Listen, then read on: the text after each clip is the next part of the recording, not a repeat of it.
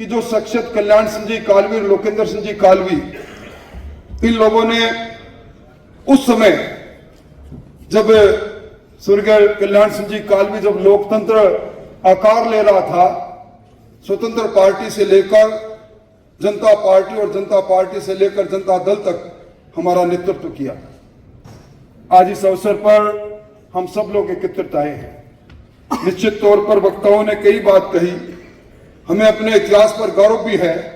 राव साहब के विद्वतापूर्ण भाषण के बाद कोई लंबी बात रह नहीं जाती, पर एक बात जरूर है, अब हम कब तक अपने इतिहास को लेकर गौरवान्वित होते रहेंगे।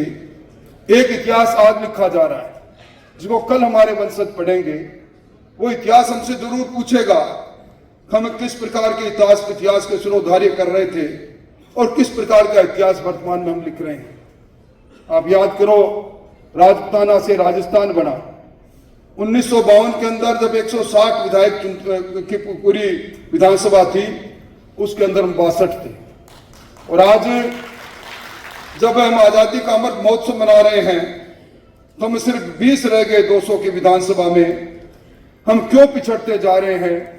किस कारण से हमारी सामाजिक चेतना लुप्त होती जा रही है? हम क्यों सहकार का भाव अपने आप में जागृत नहीं कर सकते? हम क्यों सरदार की भूमिका में नहीं आ सकते? हम क्यों उन सब लोगों को साथ लेकर इस लोकतंत्र में तंत्र निर्माण होता है लोक से, और लोक सर जोड़ने से होते हैं। हम सब लोगों को साथ लेकर अपने गांव में, अपने मोहल्ले में, अपनी गली में क्यों नहीं हम उस भाव के साथ आगे बढ़ सकते जिस भाव से इतिहास में हमें लोगों ने देखा।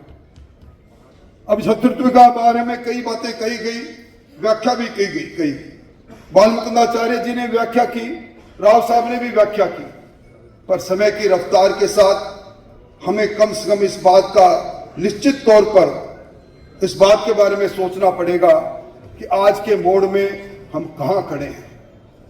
हम राजपूत हैं, धरती के पूत हैं, पर हमारी धरती कहां है? हमारे गांव से धरती को बेचने का क्रम हमारा जारी है। गांव से जड़ों से हम कटते जा रहे हैं, हमारी संस्कृति से कटते जा रहे हैं। मैं लोकेंद्र सिंह जी कालवी के उस वाक्य को मेरे को जरूर याद आता है। वो कहते थे, हमारा इतिहास है, खून से लिखा है हजूर हमने इस इतिहास को। और निश्चित तौर पर मुझे इस बात कहते हुए भी संकोच नहीं कि जब कभी भी इतिहास पर हमला हुआ, लोकेंद्र सिंह जी कालवी अपने जीवन के अंदर उस इतिहास के संरक्षण के लिए लड़ते रहे। अकबर जोधा के अंदर बड़ी फिल्म थी, पद्मिनी के चरित्र को जिस प्रकार दर्शाया गया था, यहां बहुत से लोग साक्षी रहे।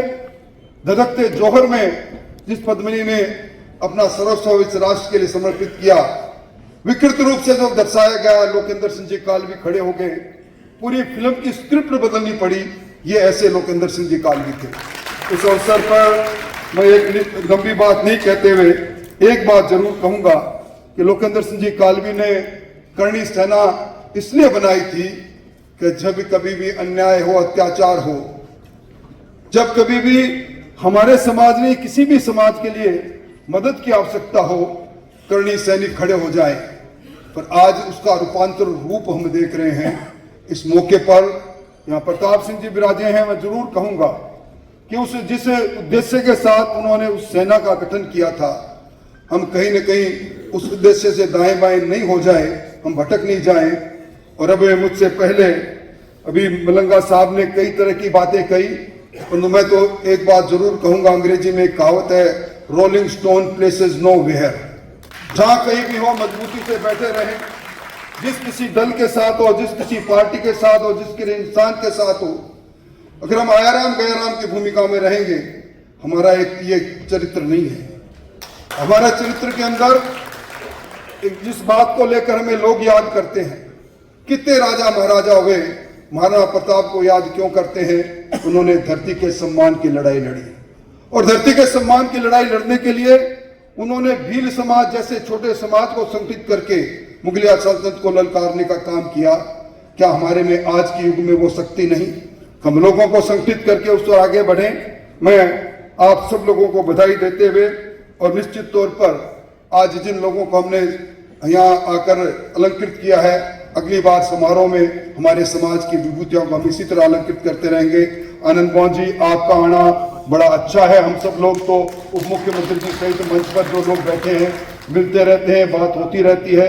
आप सुदूर बिहार से चलकर पधारे, इस अवसर पर पधारे और एक युग पुरुष की जयंती पर पधारे। और जिस तरह मैंने पहले कहा, कालवी साहब लोकेंद्र सिंह जी कालवी कभी कंगूरा नहीं बने, उस नींव पर के पत्थर के रूप में काम करते रहे जिस नींव पर हमारे जैसी कई अटालिकाएं खड़ी हो गई। आप सब लोगों का धन्यवाद देते हुए प्रताप जी ने अच्छा कार्यक्रम रखा, उनको धन्यवाद।